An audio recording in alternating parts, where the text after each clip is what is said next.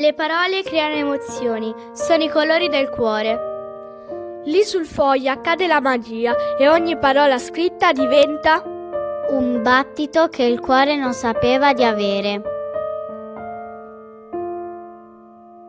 Le parole scritte sono ponti di carta che attraversano l'anima.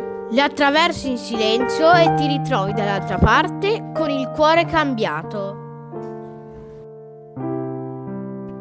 Il caviardage è un atto d'amore verso l'invisibile. Nel buio dell'inchiostro che copre tutto, brilla solo ciò che merita di restare eterno.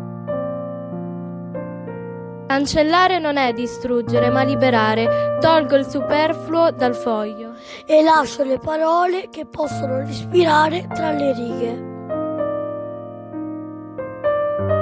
Sotto la cenere di 1000 parole comuni ne restano 2 o 3 che bruciano ancora.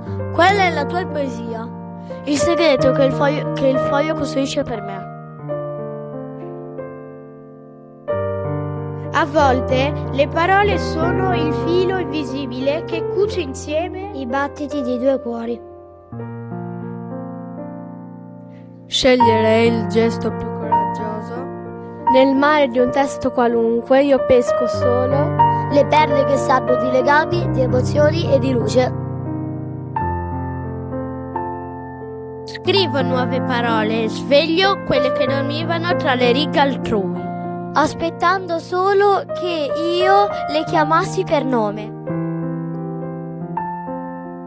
Nel rumore del mondo custodisco sogni fatti di carta e vento. Attraverso il buio delle emozioni per ritrovare la gioia che ride tra le pieghe di un istante.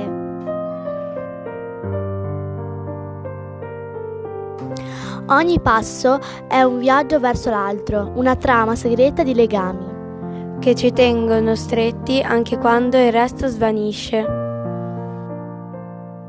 Anche nelle giornate più piene e confuse c'è sempre un messaggio prezioso, nascosto tra le righe di un foglio che aspetta solo di essere messo in salvo.